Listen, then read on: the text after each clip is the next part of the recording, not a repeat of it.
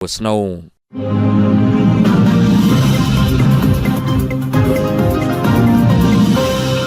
በኢትዮጵያና ሱዳን የድንበር አካባቢዎች ውጥረት መንገሱ ተገለጸ። የጀነራል አልቡርሃን መንግስት ድሮኖች ከኢትዮጵያ ግዛት እየመጡ ጥቃት ፈጽመዋል ብለው ላቀረቡት ክስ ምላሽ የሚሆን የአጸፋ ጥቃት መፈጸማቸው በሁለቱ ሀገራት መሃል ይፋዊ ጦርነት እንዳይጀመር ስጋቱ ተጠናክሮ እየተሰማ ነው። የኢትዮጵያ አየር መንገድ የጦር መሳሪያዎችንና የአማጺ ወታደሮችን በማመላለስ እጁን በሱዳን ጦርነት ውስጥ ማስገባቱን የሚገልጹ መረጃዎች በስፋት መውጣታቸውን ተከትሎም የሱዳን ባለስልጣናት በአብይ አህመድ አገዛዝ ላይ የሚያቀርቡትን ክስ ማጠናከር መጀመራቸውን የሱዳን ሚዲያዎች ዘግበዋል።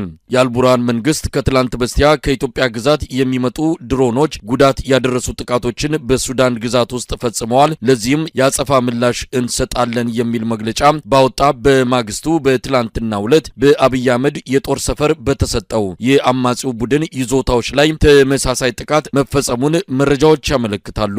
ጉዳዩን እየተከታተሉ የሚገኙ የቀጠናው የፖለቲካ ታዛቢዎች ሁኔታዎች እየከረሩ መምጣታቸውን በሁለቱ ሀገራት መሃል ይፋዊ ጦርነት ሊጀመር የሚችልበት እድል እየሰፋ እንደሆነም በመግለጽ ላይ ናቸው። የሱዳን የውጭ ጉዳይ ሚኒስቴር ከትላንት በስቲያ ሰኞ ባወጣው መግለጫ ባለፉት 2 ወራት ውስጥ ከኢትዮጵያ ግዛት የሚነሱ ድሮኖች ወደ ሱዳን መግባታቸውን ሲከታተል እንደነበረ ገልጿል። በሱዳን ግዛት ውስጥ በአንዳንድ ቦታዎች ላይ ድሮኖቹ ጥቃት መፈጸማቸውን የጠቀሰው የሱዳን የውጭ ጉዳይ መስሪያ ቤት መግለጫ ቦታዎቹን በስም ከመጥቀስ ተቆጥቧል።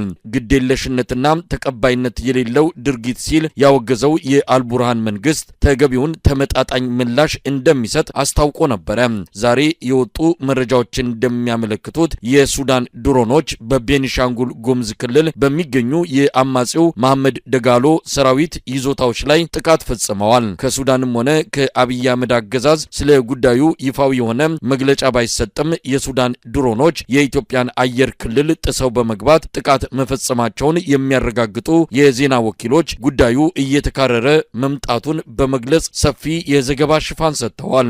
የአብይ አህመድ አገዛዝ የተባበሩት አረብ ኤሚሬትስን ተልዕኮ ለማስፈጸም በሚል የገባበት የሱዳን የእርስ በርስ ጦርነት ኢትዮጵያን ከጎረቤት ሀገር ጋር ወደ ለየለት ግጭት ውስጥ እንደሚከታት ስጋቱ በከፍተኛ ደረጃ እየተሰማ ባለበት በቅርቡ ለሱዳን አማጺ ቡድን በቤኒሻንጉል ጉሙዝ ክልል የጦር ሰፈር መስጠቱና ወታደሮቹንም ማሰልጠኑ ቀጠናውን ወደ ትርምስ የሚከተው እንደሆነ እየተነገረ ነው። የኢትዮጵያ አየር መንገድ በዚሁ የሱዳን ቀውስ ውስጥ መሳተፉን የሚያሳዩ መረጃዎች እየወጡ መሆናቸውን ተከትሎም ጉዳዩ ይበልጥ መካረሩ ተመልክቷል። ከቻድ በቀጥታ ወደ ቤኒሻንጉል ጉሙዝ የመሐመድ ደጋሎ የጦር ሰፈር ወታደሮችንና የጦር መሳሪያዎችን እያመላለሰ ያለው የኢትዮጵያ አየር መንገድ መሆኑን የሚያሳዩ መረጃዎች በስፋት ወጥተዋል። በመንግስታቱ ድርጅት ማዕቀብ የተጣለበትና በአሜሪካንና በሌሎች የአውሮፓ ሀገራትም ተመሳሳይ እርምጃ ለተወሰደበት የመሐመድ ደጋሎ የፈጥኖ ደራሽ አማጺ ቡድን የአብይ አህመድ አገዛዝ እየሰጠ ያለው ወታደራዊ ድጋፍ ኢትዮጵያን በጠንካራ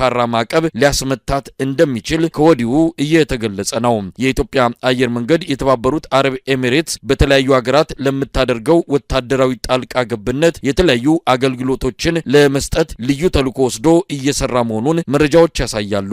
ባለፈው ወር የተባበሩት አረብ ኤሚሬትስን ወታደራዊ ቁሳቁሶች ጭኖ ወደ ሶማሊያ የአየር ክልል ሊገባ የነበረው የኢትዮጵያ አየር መንገድ ካርጎ አውሮፕላን በሶማሊያ ባለስልጣናት መከልከሉ የሚታወስ ነው። ባለፈው ሳምንትም እንዲሁ ከአዲስ አበባ ወደ ቤኒሻንጉል ጉሙዝ ክልል የመሐመድ ደጋሎን ወታደሮች ሲያመላልስ እንደነበርም መረጃዎች በስፋት ወጥተዋል። ዓለም አቀፉ ማህበረሰብ አጥብቆ እያወገዘው ያለውና በሱዳን የዘር ማጥፋት ወንጀል እየፈጸመ ያለውን የሱዳን አማጺ ቡድን በመደገፍ ላይ የሚገኘው የአብይ አህመድ አገዛዝ በጉዳዩ ዙሪያ እስካሁን ምንም የሰጠው መግለጫ የለም።